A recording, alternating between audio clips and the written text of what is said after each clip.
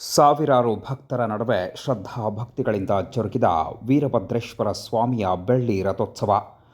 ಬಾಗಲಕೋಟೆ ತಾಲೂಕಿನ ಸುಕ್ಷೇತ್ರ ಐತಿಹಾಸಿಕ ಮುಚ್ಕಂಡೆ ಗ್ರಾಮದಲ್ಲಿ ಅಮಾವಾಸ್ಯೆಯ ನಿಮಿತ್ತ ಐತಿಹಾಸಿಕ ವೀರಭದ್ರೇಶ್ವರ ಸ್ವಾಮಿಯ ಬೆಳ್ಳಿ ರಥೋತ್ಸವ ಹಾಗೂ ಅನ್ನ ಸಂತರ್ಪಣೆ ಕಾರ್ಯಕ್ರಮ ಶ್ರದ್ಧಾಭಕ್ತಿಯಿಂದ ಜರುಗಿತು. ಜೂನ್ 6 ಸಂಜೆ 5 ಗಂಟೆ ಸಂದರ್ಭ. ಪ್ರತಿ ಅಮಾವಾಸ್ಯೆಯಂತೆ ಈ ಅಮಾವಾಸ್ಯೆ ಗುರುವಾರ ಮುಚ್ಕಂಡಿಯ ಶ್ರೀ ವೀರಭದ್ರೇಶ್ವರ ದೇವಸ್ಥಾನದಲ್ಲಿ ವೀರಭದ್ರೇಶ್ವರ ಸ್ವಾಮಿಗೆ ಮಹಾರುದ್ರಾಭಿಷೇಕ, ಪಂಚಾಮೃತಾಭಿಷೇಕ, ಮಹಾಮೃತ್ಯುಂಜಯ ಮಂತ್ರಜಪ, ಪಂಚಾಕ್ಷರಿ ಮಂತ್ರ, ವೀರಭದ್ರೇಶ್ವರ ಸ್ವಾಮಿಯ ಅಷ್ಟೋತ್ತರ ಪಠನ, ಪುಷ್ಪಾಲಂಕಾರ, ಮಹಾಮಂಗಳಾರತಿ ಸೇರಿ ವಿಶೇಷ ಪೂಜಾ ಕೈಂಕರ್ಯಗಳನ್ನು ನೆರವೇರಿಸಲಾಯಿತು. ನಂತರ ವೀರಭದ್ರೇಶ್ವರ ಸ್ವಾಮಿಯ ಪಲ್ಲಕ್ಕಿ ಸೇವೆ, ಪುರವಂತರ ಸೇವೆಯೊಂದಿಗೆ ಸ್ವಾಮಿಯ ಬೆಳ್ಳಿ ರಥೋತ್ಸವ ಸೇರಿದಂತಹ ಸಾವಿರಾರು ಭಕ್ತ ಸಮೂಹದ ನಡುವೆ ಶ್ರದ್ಧಾ ಭಕ್ತಿಗಳಿಂದ ಜರುಗಿತು.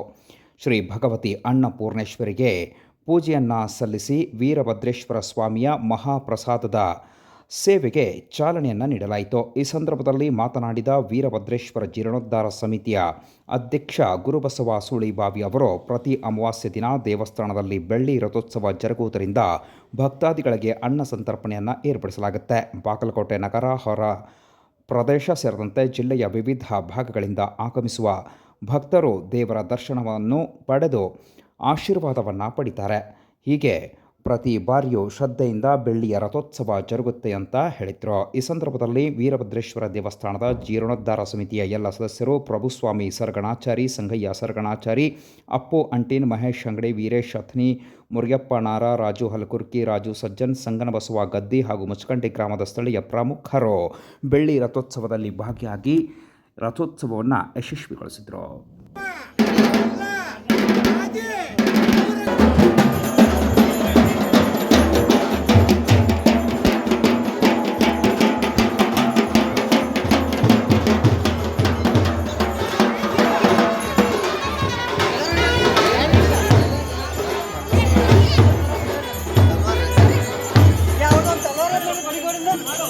ಅಲ್ಲೇ ಕಾಸಿಗೆ